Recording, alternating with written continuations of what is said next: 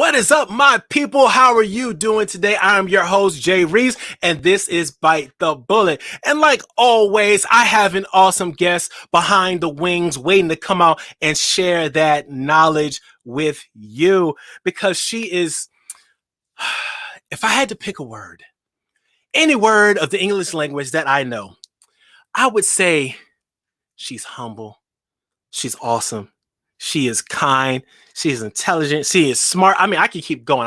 I can't stop at just one word because she is just all that and a bag of chips. You know what I mean? I'm dating myself now. I'm using old slang. But anyway, let me go ahead and quit babbling and go ahead and read off and give her a proper intro. Dr. Tarryn MacCarthy is a motivational speaker and podcast host of the Business of Happiness podcast, empowering business leaders and the leaders of their own dreams to strive for inner fulfillment. Dr. MacCarthy says, in the first decade of her career, she reveled in culturally recognizable success and drowned herself in her personal turmoil and depression. She has since embarked on a quest for greater purpose, joy in business, joy in life, and committed to greater contribution. Dr. MacCarthy is an orthodontist and co-owner of Mbrace Orthodontics in Maine. Using the techniques she teaches, Mbrace grew from a scratch startup to the top 1% Invisalign provider in the country within 4 years. Dr. MacCarthy teaches business owners across the globe on empowering their teams so they can be ambassadors of their dreams and how to redefine success to find happiness in work and ultimately in their lives. That's what I'm talking about. Without further ado, let's go ahead and bring on Dr. Tarryn MacCarthy. Hello, my friends. Oh, hello, and thank you so much for having me. I just cannot believe the energy you bring to every episode, Jay. It is inspirational, I'll tell you. It is a beautiful thing to watch. Oh, thank you, my friend. Thank you. Thank you so much. Thank you. I'm a firm believer of being your natural self. And if my family could tell you, they would tell you I'm a ball of energy from morning till dusk. Man, it is an honor to be a witness to this. It really is. Oh, thank you. Thank you. But that's enough about me. You are on the show, so we can talk about you. And the first thing I want to ask you is, what are some of the principles that you teach to make this world a better place and to make it have a greater contribution to everything? Oh, well, thank you for asking. If that question makes sense. Yes, absolutely. You know, it's interesting because the clients who I work with very closely know how to achieve success in terms of putting their nose to the grindstone and working it. You know, I'm talking about people who know how to dedicate decades of their lives to just consistently showing up for work. And the one thing that I've noticed with such successful people who are high achievers and really know how to dedicate time and sacrifice their time for their professional pursuits, one thing I've noticed is they don't take time for themselves. And most importantly, they don't give themselves permission to dream beyond the dream that they established for themselves decades ago. And it's interesting because this is where we start getting into the discussion of success and what our culture and our society defines as successful.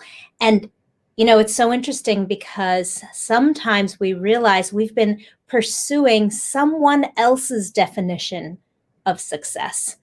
Someone else somewhere along the line, you know, told us what a successful father is, or a successful dentist, or a successful mother, or a successful author. And we thought that's what I got to live up to. That's what I have to strive to be. And I don't know if you've ever felt this way, Jay, but you wake up one day and you're sitting in what you worked so hard towards, because you and I know if you do something over and over and over and over, you're going to get there. You're going to reach a certain level of achievement. The more time and effort you put into the same effort every day, you're going to find a certain level of success, but sometimes it's not the happiness that you had hoped for when you got there. Yeah. So some of the things we talk about is reevaluating our own definition of success for ourselves, because no one else can tell you what success is in your life other than yourself.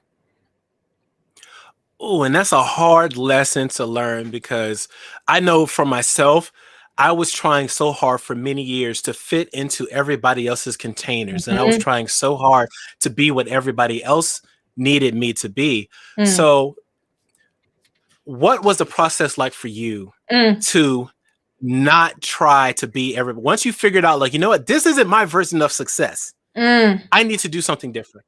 Can you walk us through that mental shift?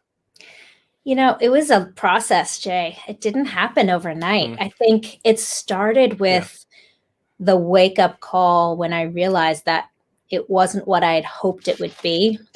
And when Ooh. that came, Jay, was I had dedicated my 20s, literally the entire 20s, a whole decade of my life, to becoming a dentist. And just thought that that was going to be the ultimate, and kept thinking, well, when I achieve that, I'll be happy. When I get Hmm. there, I'll be happy. So literally put Yeah. happiness aside, put my health aside, put my dreams aside, other than this one goal, and Hmm. then just push through. And when I got to my 30s, thought, okay, I'm still not super happy, so now I need to own a business. So let's do that, and put nose to the Right. grindstone again. And woke up one day and thought, geez, this is wholly unfulfilling. So what do I need Mm. now? I think society tells me I need a family, right? So once again, Hmm. because I'd been neglecting my body for so long, it was very difficult Hmm. for me to conceive, which actually is a Ooh. very common problem with high achieving men and women who have neglected their bodies for pursuit of professional success. Is they push through these very delicate years and deny their Yeah. body of the important things they need, and then they really struggle with Hmm. conceiving. And then thinking that, okay, once I have a child, then I'll feel fulfilled and happy. Yeah. And once again, you can guess the rest of the story. That came, and that still felt unfulfilling. And now what starts to happen is we start to add shame, because now I have everything I could possibly want. I have everything that I dreamt of, and as you say, and a bag of chips. And I'm still not happy. What's wrong with me? What's wrong with me? I've done everything I've set out to do. I have the beautiful Hmm. house. I have the fancy car. I have the fancy neighbors. I have the children. I have the handsome husband. Why am I Uh-huh. so unhappy? And, I think what a lot of people do is we resort to the things we know to fulfill us. So we lean to Yeah. things like alcohol and food. And if you're a high Hmm. achiever, work. And in many cases, excessive exercise. Just either it's a form of escape, or it's just a way to Ooh. try to find that Hmm. fulfillment in something, whether it's in the bottom of a bottle or the finish line of a marathon. And I'm telling you this because I tried all those things. And every time there was a little bit, that there's some solace that comes, and then you feel wholly unfulfilled again, because they Hmm. all take away from that one thing that you're looking for, which is really addressing your inner values. And Hmm. the low point for me came when I realized here I Hmm. was pushing myself to be the successful orthodontist, and working all day long and fighting, fighting, Hmm. fighting to push my practice to be the best it possibly could be, exhausting myself, Yeah. getting up to go to the gym at 4 a.m, doing all the things I thought I had to do, and then coming Hmm. home and having 1, 2, 3 glasses of wine just to escape. And at one point, I remember telling my daughter, she was about 3 or 4 years old, telling her to just put herself to bed. I was exhausted. I just needed to collapse on the Wow. couch And I realized that I was teaching my daughter the very toxic definition of success.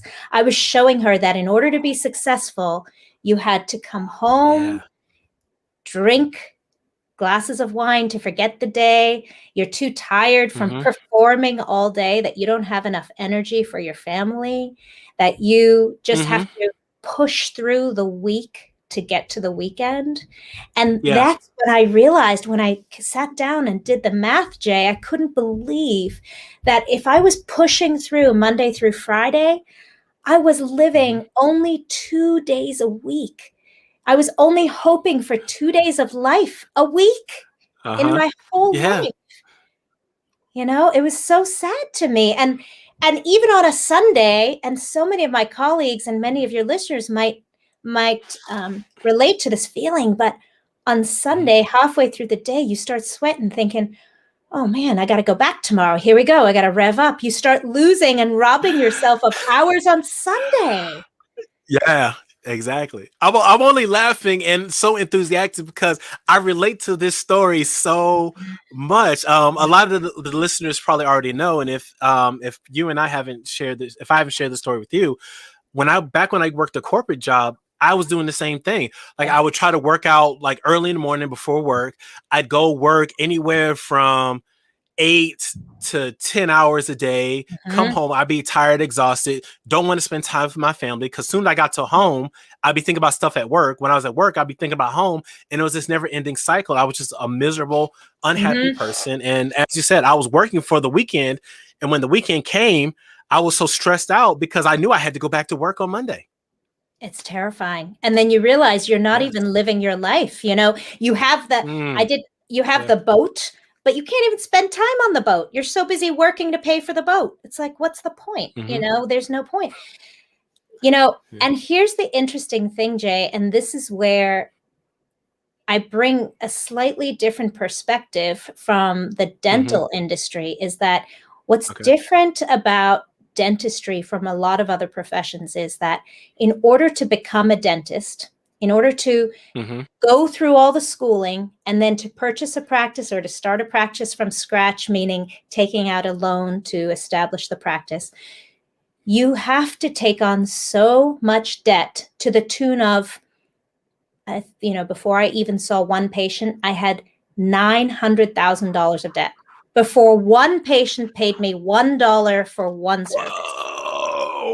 Whoa, yo, mad respect to any orthodontist, and then $900,000.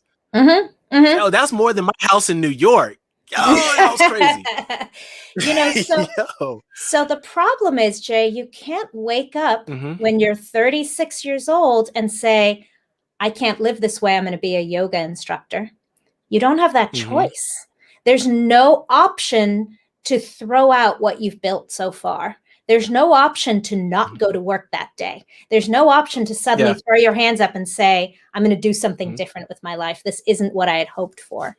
And this is what I'm so passionate about bringing to my colleagues is there is another way to find happiness without having to throw away everything that you've worked for decades for, without having to throw away your dream just because you wake up one day and say, this version of me is not what I had hoped for. And so if I told you, you just described that day of yours in corporate. If I told you my day now, so my day back in 2008, 2005 looked like get up at 4 a.m., work out, go to work, work all day, come home at around 6, drink a couple glasses of wine, fall asleep in front of the TV, or push my children to bed as quickly as I could so that I could collapse into bed to get up in the morning and do it all over again. Today, and then mind you, add in the misery, the what's the word I'm looking for? Feelings of inadequacy, resentment, anxiety, constant anxiety, depression, definitely, and also this feeling of imposter, being an imposter, like posing that you're something that you're not, to the Yeah. point where I literally didn't recognize myself in the mirror. I honestly would look in the mirror and not know who was looking back at me, and definitely didn't like her. Mm-hmm. And if I told you now what my day looks like, I get up at 4:30 in the morning, I go to the gym, I go to work, I have a spectacular day with my patients. I still do the same orthodontics. I'm still married to the same man.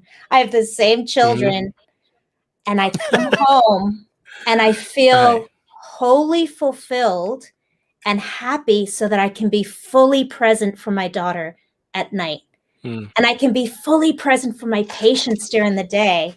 And I can be fully Right. present for my team members who I'm leading in this incredible mission that we now have identified that speaks to my values.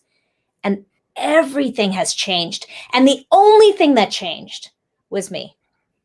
The day looks the same. I still love working out. Yeah. I still make time to work out. I still work hours dedicated to the success of my practice and with this incredible mission of empowering Mm-hmm. my patients with their smiles. Oh. But everything is different because I've changed what the perception in my mind, the perception of my purpose. I've tapped into why that purpose of what I do every day, what value that has for Mm-hmm. me. It doesn't just have chasing the dollar sign anymore. That's not it. I'm not Yeah. afraid of the dollar sign anymore. I've let that fear go. Now I know why I do every day what I do. Mm-hmm. Yeah. So let me play devil's advocate for a second, because I know there are people out there who are like, that's awesome when you already have something that's Yep. established. For those Yep. people who might be starting, for those people who are starting out and there's more month than there is money in the paycheck, right? How are they able to, or what would your suggestion be for those who are wanting for something for purpose, but they got to make sure there's food on the table? Absolutely. What I didn't tell you about that story in the middle there Mm-hmm. is Right. I lost everything. I'm telling Oh. you, I hired a bankruptcy attorney. I had Mm-hmm. nothing. I had nothing.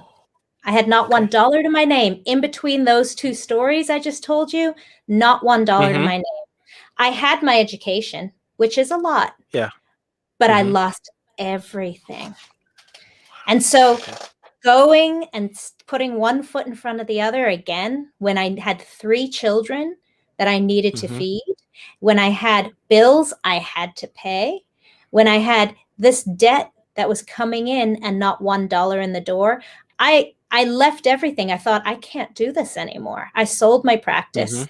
I walked away from it. I knew it was toxic to me the way I had established it, and I went to nothing. So I know that feeling, the feeling of I just have to do something. So what I actually did in the meantime was I looked at my resources and I worked with what I had, and I knew that I had this education. So I actually went to Mm-hmm. teaching, and I started teaching in order to pay the bills. And then I was working on my personal development in the meantime. But while I was teaching, I was also taking the time to start exploring what mattered to me. What was it I was looking for? What was success going to look like for me? I was ready to never go back to dentistry again. In fact, I was convinced I never Mm-hmm. would. But there was something still Mm-hmm. speaking to me, reminding me about the passion that I had for it, that interaction with my patients. There was still a calling of being one-on-one with my patients. And so Mm-hmm. what I needed to do was just reframe it and look at my value system in a new way. Because, and this is the thing, Jay, that I think we don't allow ourselves. And this is one of the 3 permissions I talk about. And the second permission is the permission to honor your values. And we all think we have high values. Nobody says I don't have high values. Right? I've never heard anyone No, I say don't know. that. I have very low. I have very low values. I don't know what you mean. But how many people have actually sat down and written them down? And not just written them down, but Mm-hmm. put them in order of priority, and then allowed the Oh, okay. self-judgment to fall away. Because it's a humbling experience when you do that, because it's very hard to admit to yourself that maybe your value of family is not number one. Mm-hmm. That's something I had to come to terms with. Family values are incredibly important to me, but they're not my highest priority. Which, oh, Ooh. that was hard. That was hard. But when I allowed Mm-hmm. myself that insight into my values, it gave me permission to reach for those things. It gave me permission Yeah. to honor what success looks like to me. And when I gave Mm-hmm. myself that permission to honor one of my biggest values, my highest values is growth, personal growth, Mm-hmm. and growth in all aspects of my life. When I gave myself permission to grow, then I could be present Mm-hmm. again for my family.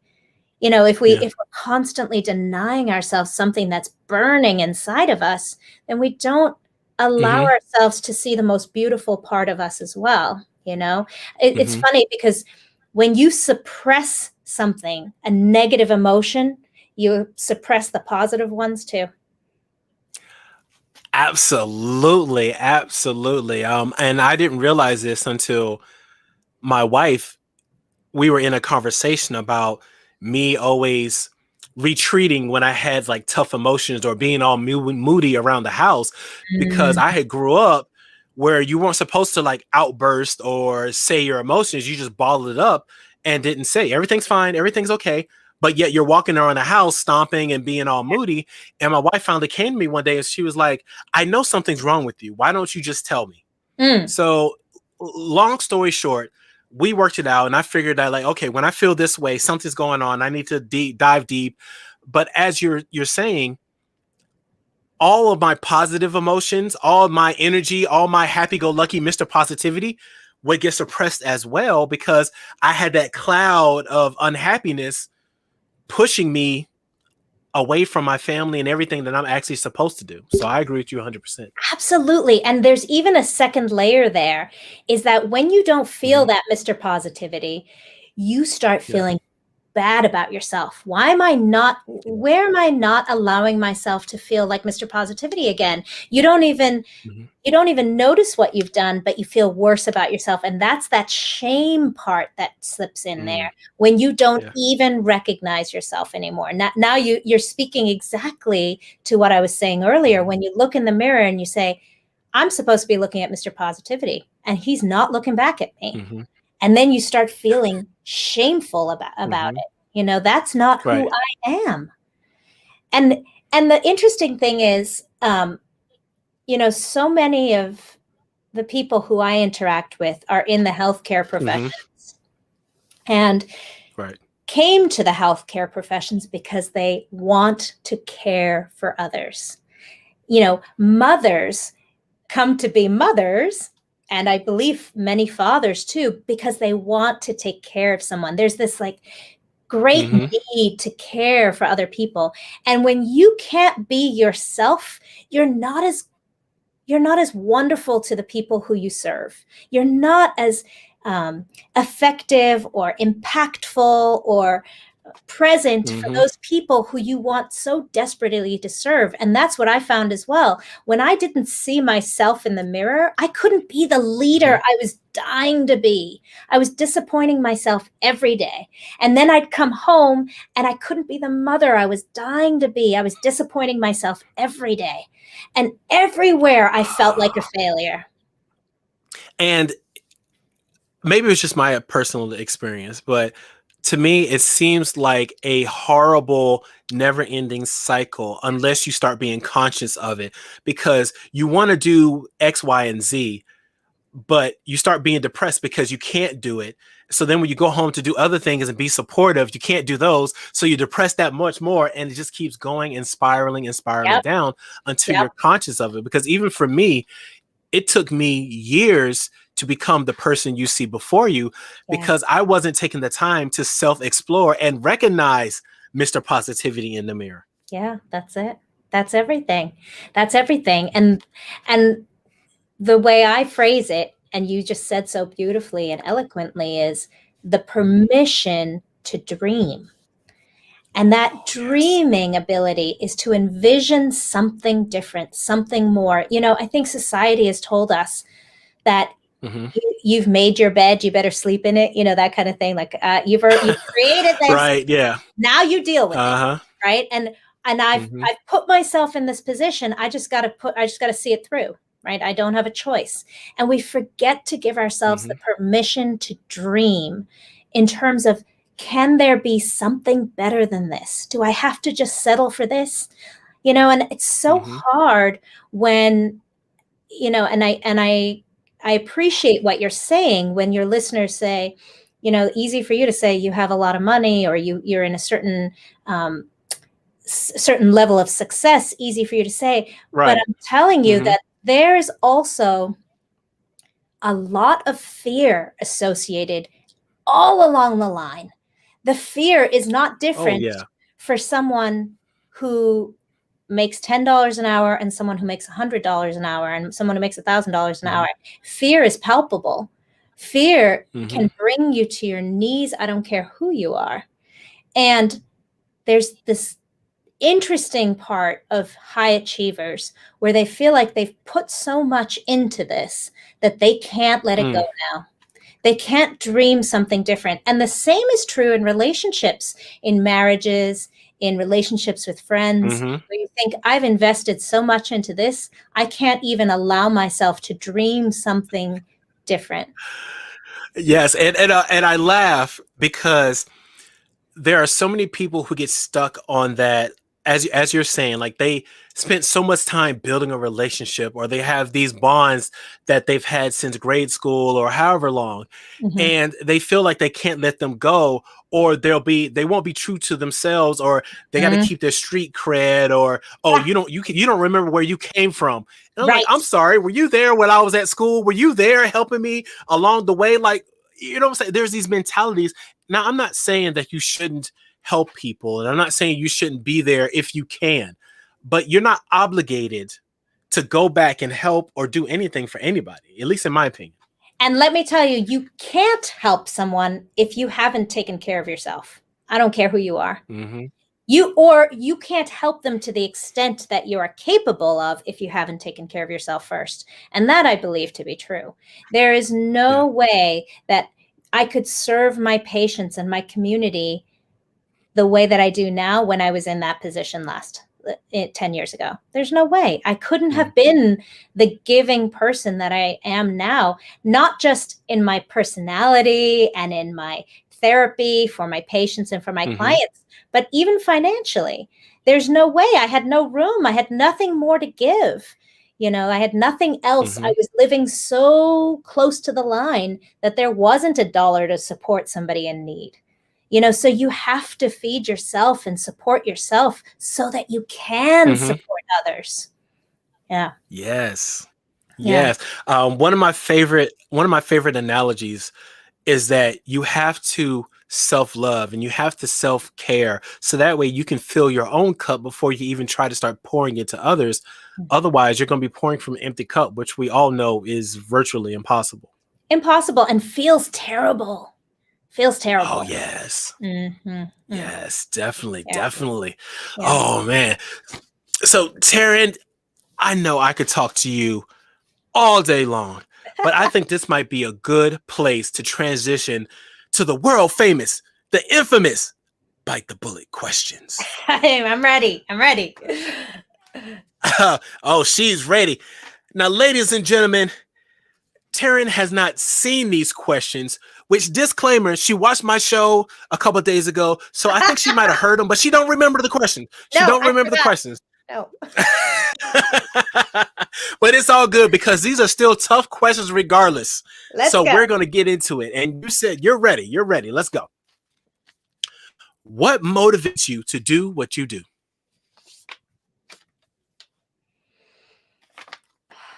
Still a tough question, Jay. It's always a tough question. You know why? Because it changes, Jay. It changes. And I think that that's important. I think it's important to allow it to change. I think it's important to allow it to change. What motivates me in this season of my life, Mm-hmm.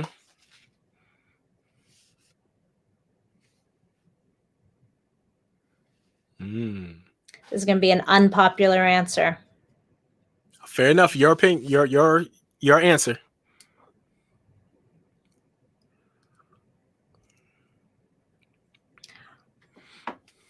What motivates me is Mm-hmm.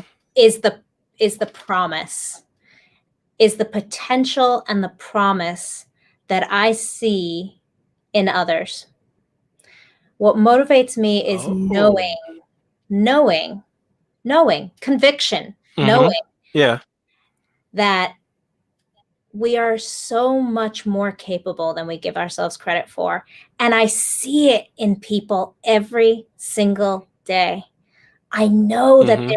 there's a person inside there that has all the tools, that has the Mm. potential for greatness, and greatness in his or her own definition. But I know that each of us has that within us, and that motivates me. Oh, I like that. That's not an unpopular opinion. I like that. That's cool. I like that one. I'm glad you like All it. right. Next question. What is one common myth about your profession that you would like to debunk?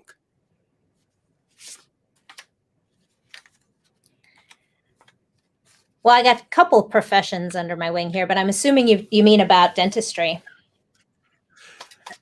And I think Whichever that, profession you'd like to debunk. yeah, I think that, I think dentists get a bad rap.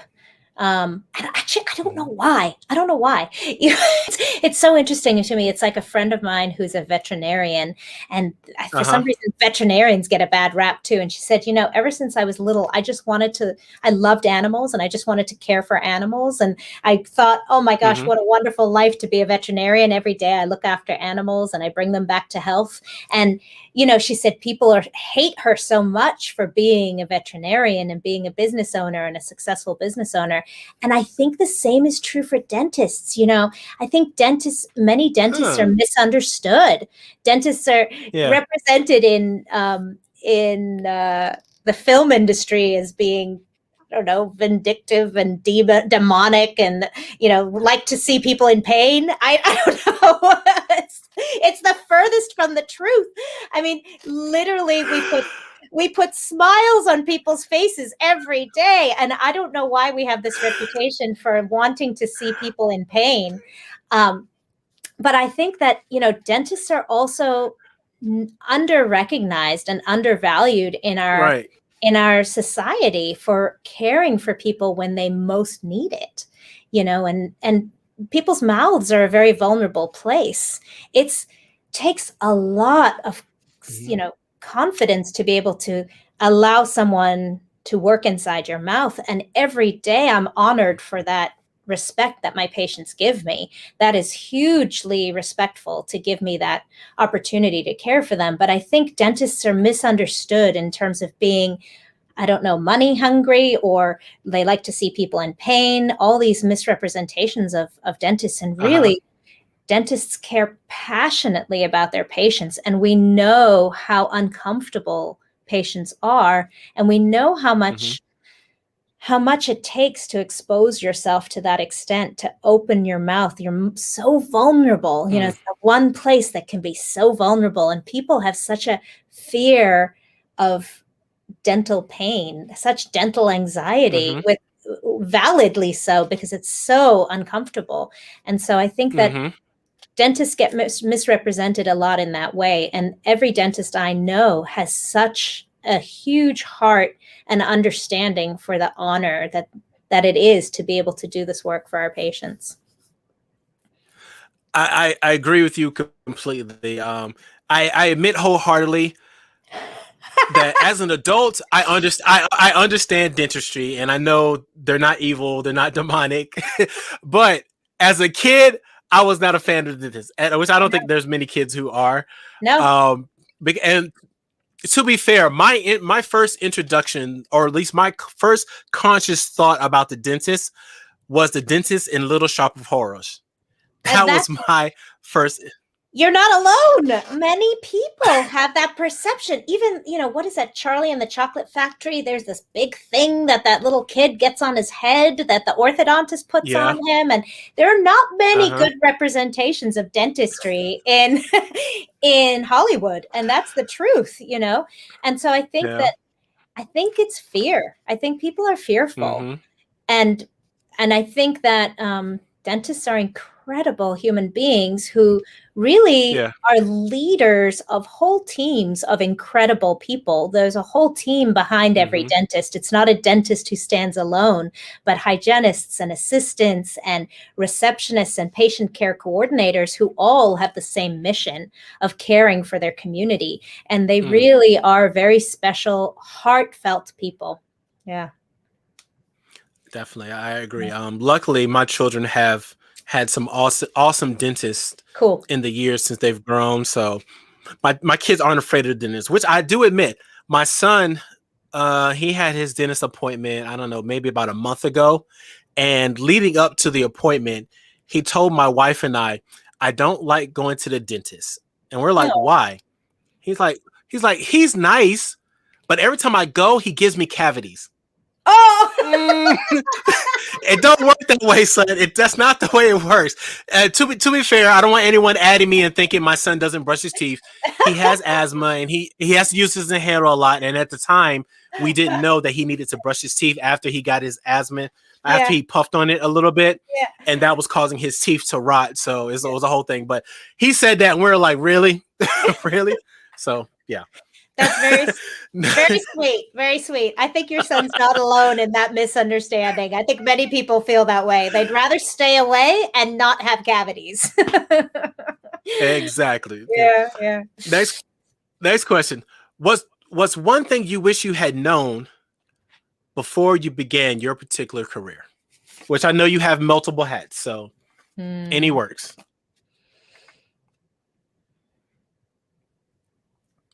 I wish I'd known that I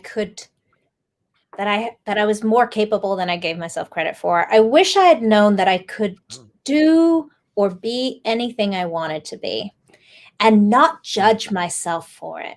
It's interesting because I was raised in a time where I was very fortunate as a woman, as a daughter, as a white woman in a white family, in a very privileged way. I was very fortunate to be told from a young age that I could do anything I wanted to, that I could be anything I wanted to. So it sounds like I'm saying the opposite, but for some reason, I second guessed myself, and I don't know where that came from. I don't know at what point along the line the story was attached to me and I owned it as my story.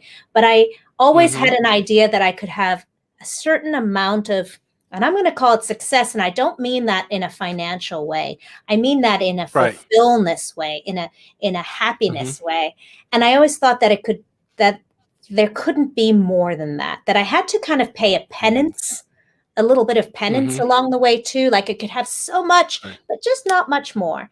Or there's this idea of, just being happy with what you've got.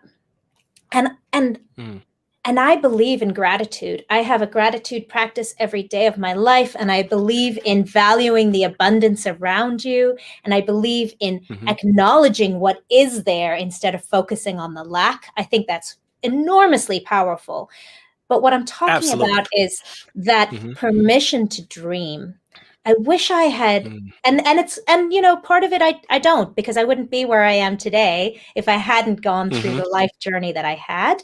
But I think that is the one thing I wish for my children, that they would give themselves permission to always keep dreaming bigger. And once again, I don't mean bigger in terms of a bigger house or a bigger bank account. I mean bigger in terms of your happiness and your fulfillment. And you don't have to settle for what is. Nothing was ever achieved or invented or created without dreaming. And there's a certain point in our development where we stop dreaming, where we stop allowing ourselves to imagine more.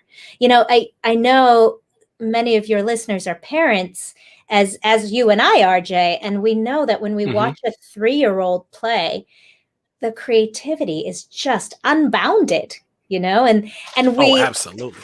and we look at that 3-year-old and they surprise us. They say things and we say, "Oh my gosh, she's brilliant." And the world is her oyster. She can do anything she wants to, and we believe it. And here's the thing, Jay, we were once that 3-year-old. We were once Mhm. that child who could do anything. And somewhere along the way, we forgot to remind ourselves of that. Somewhere along the way, we started limiting ourselves and putting the self-judgment on ourselves. And when we had that little spark that said, "Oh, I want to," no, I don't belong there. Stay in your lane. Mhm. And I think that's true cross-culturally, cross-race, Mhm. cross-sexual identification. I think everyone at some point has that little whisper that wants something different and is too afraid to reach Mhm. out and grasp it because they got to stay in their lane. Yeah. Absolutely. And I'm sure this could probably turn into a whole nother podcast and Yeah. episode. And I tend to wonder because growing up, no one to my memory told me that I couldn't do anything. No one ever Mm. discouraged me in a way that I remember verbally that I Mhm. couldn't go for my dreams. Mhm. But somehow, maybe Mhm. just by watching what others were doing, or maybe the tone, I had a similar thing Mm. like you of like I was afraid or I felt like, you know what, that's what I want, but maybe I should just reach a little lower, you know? Yeah. So Yeah. I tend to wonder how do we end up getting complexes like that? Yeah. I don't Yeah. know. Yeah. If you could have dinner with any three people, dead or alive, who would they be and why? Oh, oh, I like the 3. I like that because it's not one. I don't feel too much pressure. Okay. Number 1 would have to be Billie Holiday. Oh, I love that woman. Ooh, okay. Love that woman. Billie She is Holiday. All one of right. my absolute heroes. Mm-hmm. She knew how, the reason why is because, well, first of all, she was way ahead of her time. And she Yes. could sing like no other human. Mm-hmm. And she was able to rise herself in an arena that was absolutely dominated by men. Mm-hmm. And in a time where even in terms of her, her own economic situation, socioeconomic situation, she had very little potential. And the other incredible thing about her is she was able to see success and achievement and realize her goals and her dreams, and along the way be so in touch with her own feelings and her own emotions and her own truth to such an extent that when she sang and delivered her craft, you just feel it in Mm-hmm. your bones. I mean, I admire Yes. that. Her artistry is just incredible. To this day, you can't help but feel the pain that she could tap into. She was not afraid of Mm-hmm. tapping into those very painful emotions. I just admire that so much because the courage that must take, Mm-hmm. it blows my mind. So Billie Holiday. Yeah. Um, the second one would be, I have to say, my brother. Okay. Why? 100%. My brother. Actually, I'm going to say my 2 brothers, the second 2. Okay. Yeah, the second 2 of my 2 brothers, Billie Holiday Mm-hmm. and my brothers. Okay. But why your brothers? Why your brothers? Why your brothers? My brothers have taught me who I am. My brothers have given me the tools to be Mm-hmm. able to find out my truth. My brothers have traveled my life with me. Mm-hmm. Oh, I'm getting emotional. My brothers have traveled my life with me Mm. unlike anybody else has. There's nobody who can know me like my brothers. And my brothers have been the absolute mirrors to Mm-hmm. have me really face honestly who I am. Yeah. Ooh, I love that. I'm curious if I may ask, are these older brothers, younger, somewhere in between? They're both younger. Both younger. Yeah. Kudos to the younger brothers. Okay, all Wow. right. Incredible men. Yeah. Nice. All Yeah. right. Yeah. What is something people would be surprised to know about you that they don't already know? Ooh. See, I didn't remember these questions, Jay. They'd be surprised Hmm. to know that. Eek, I got a couple things. I got to pick one of them.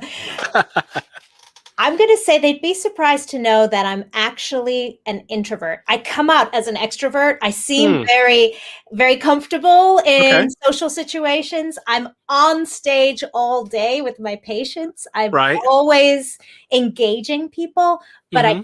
crave my time alone. And if I Okay. don't have that Hmm. time, Yeah.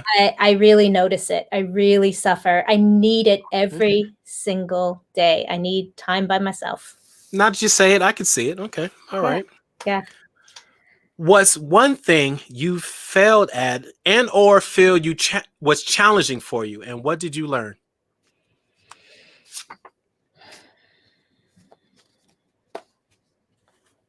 It's one thing I failed at.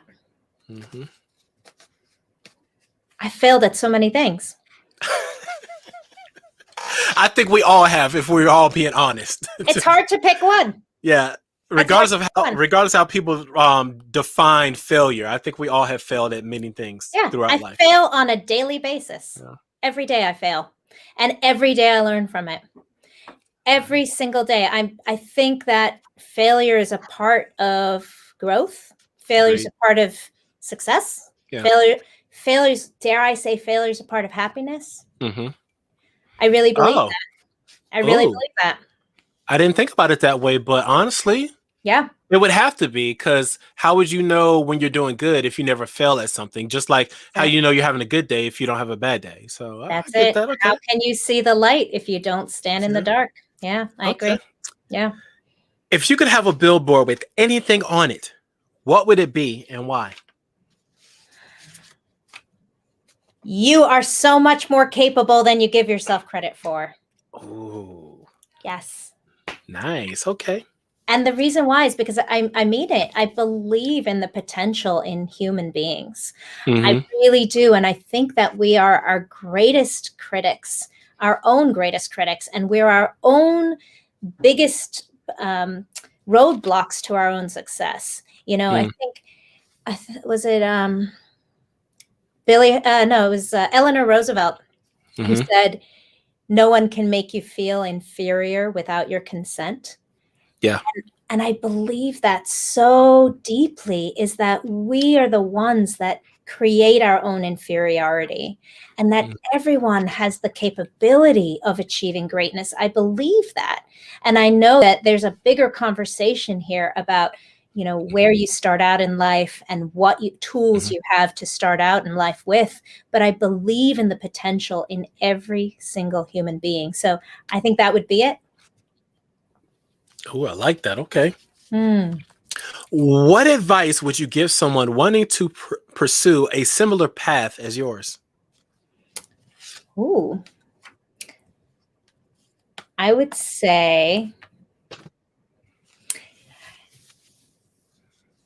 well, if it's dentistry, I would say Hmm. find a mentor. Actually, I think no matter what it is, get yourself a mentor. Find somebody who can show you what they did, the mistakes they made, learn from their mistakes, and Hmm. help you with the mindset of how to put yourself into the future and do some future tripping. So getting a mentor helps you to be able to imagine yourself in the future and then start Hmm. becoming that person today. Kind of like Muhammad Ali used to do this. He used to future trip all the time, and he's even before Hmm. he achieved greatness, even before he was the very best. He told everyone, "I'm the very best." He wasn't, but he told Yeah. everyone he was, and he Hmm. started living that way from day one. And in order Hmm. to be that person, you need to find and surround yourself with those types of people. Who are you aspiring to, I don't want to say be like, but who is inspiring you? Because you'll never be like someone else. You're always going to be the very best version of yourself.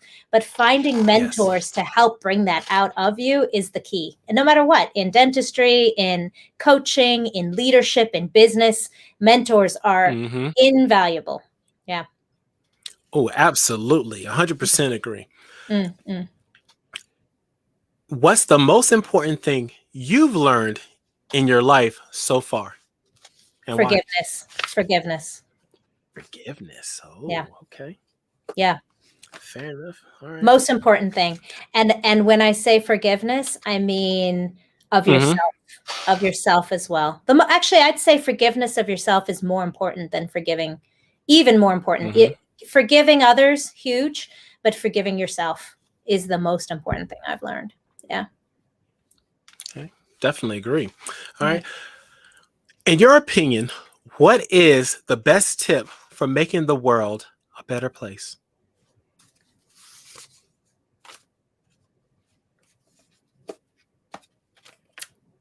I'd say bringing your true authenticity to serve others, but from your own truth.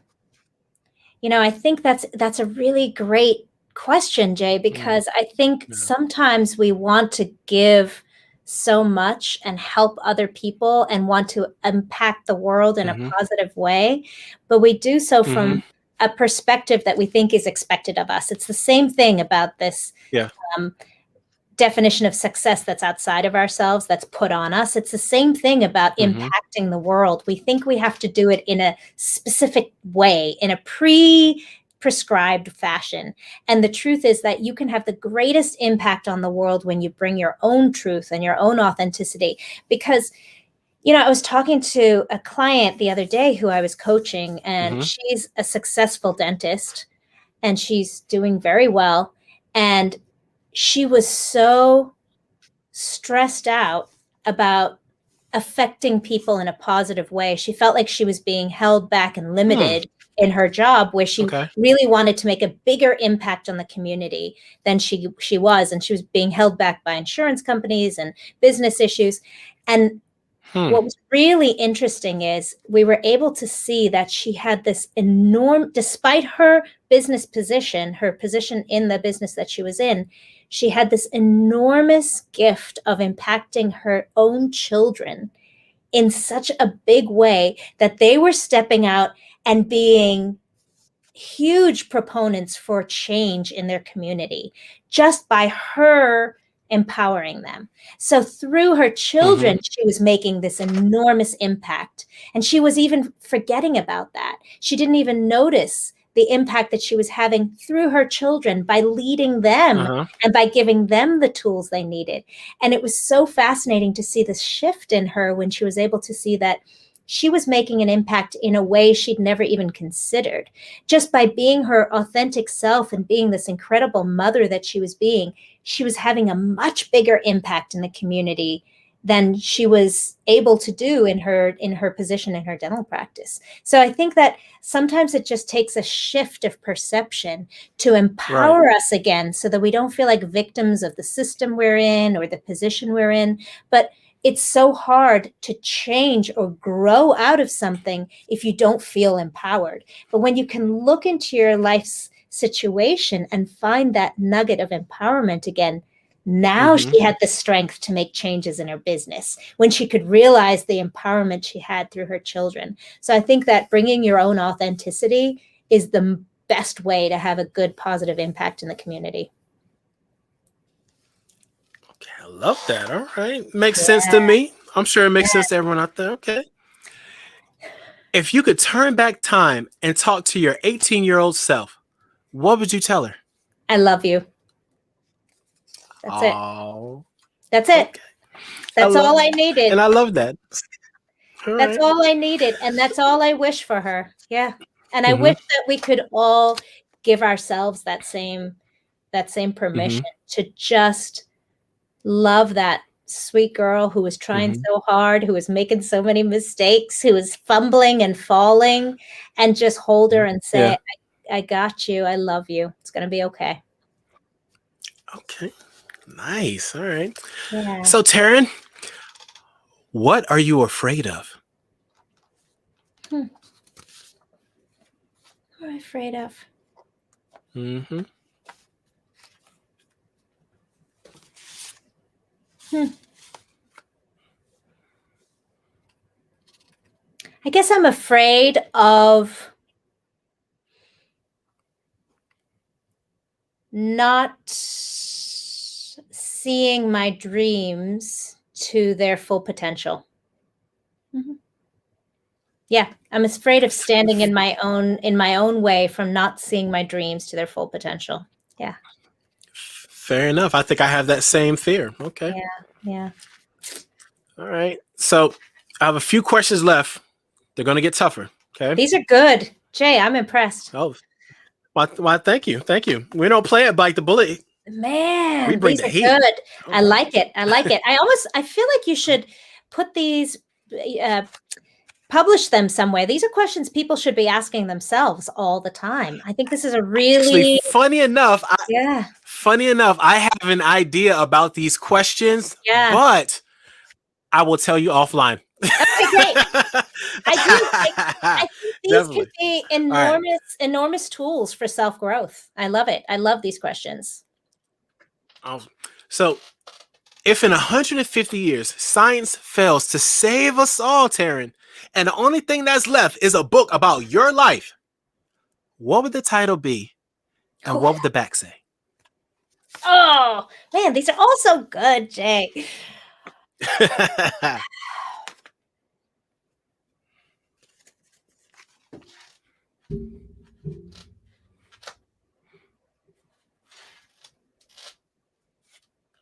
I think it would have to say something about permission to dream. Permission to dream. And so there you go. Ooh, There's the title, Permission to Dream. And the back would say okay. that um, something to the effect of redefining success for ourselves, for our unique Mm, value system, and giving hmm. ourselves permission to dream is the way to find purpose and passion in our lives and for inner fulfillment. Yeah.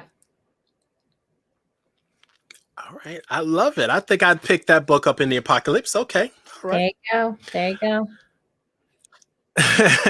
What are the best resources that have helped you along the way? Now, resources can be people, books, websites, phone numbers, people, whatever has helped you along the way. Definitely books. Definitely books have been the biggest resource for me. There's so much value in the poetry and the written word that so many people have poured into. I think another resource for me has been music. Yeah, and once again, there's that poetry and Mm, the verbiage yeah. again. And I think when people create art, they create it from such a truth and authentic place. Not always, but the ones that do, those are the ones that I'm most attracted to. And I think it's that authenticity that is the greatest inspiration for me in terms of my own development, my own growth, and permission for me to tap into those same venues of understanding my truth Mm, and then putting it into a word that other people can understand or inspire other people. So definitely I think hmm. books and music, and then I'd have to say also relationships. And it doesn't have to be relationships with spectacularly successful people, but relationships teach you so much, the good ones and the bad ones. The most difficult, uncomfortable relationships I've had have been some of my biggest mirrors for showing me about the truth about myself. People who I'm no longer in contact with, who I've separated myself from, actually were my biggest teachers. So I believe Mm. strongly in the power of relationships. Oh, right. You make a valid point. I tend to forget sometimes how important it is or how important people have been in my life that I might not even talk to them anymore. So Yeah. that's a very good one. I like that one. Yeah. Yeah. And I So believe last question. Oh, go ahead. No, go ahead. Oh, no, I don't want to cut off your thought. What were you about to say? I was just going to say, I believe also that different relationships come to us for different reasons in our lives, and that every relationship doesn't have to live the longevity of our life, that it can be a short-term amount of time that we're in a relationship with someone, and it can still be impactful. There you are. I'm back. Sorry about that. It just cut out. No problem. No problem. I was just saying, I believe that relationships are in our lives for different lengths of time, and it doesn't mean that they're any less valuable. They don't all have to last a lifetime. They can be very impactful in short bursts and very important to our growth and development, even if they only last a few years. Yeah. Definitely. So last question. For all those looking to find coaching or just think that you're a really cool, dope person, where can our listeners connect with you online? Oh, absolutely. Now that's the best question of them all, Jay. No, I'm just kidding. I'd love to meet some of your listeners, and please, anyone's welcome to contact me. You can reach me online at Tarryn at thebizofhappiness.com, B-I-Z, Tarryn, Tarryn at thebizofhappiness.com, or the Biz of Happiness on Instagram or Facebook, and online at www.thebizofhappiness.com. Oh, thank you, Tarryn. And I want to be respectful of your time. I know you're a very busy lady. Thank you. But before I officially let you go, are there any last thoughts or pearls of wisdom you'd love to share with the audience right now? I think the biggest thing is just to believe in yourself and to recognize once again that you're so much more capable than you give yourself credit for, and to give yourself permission to dream.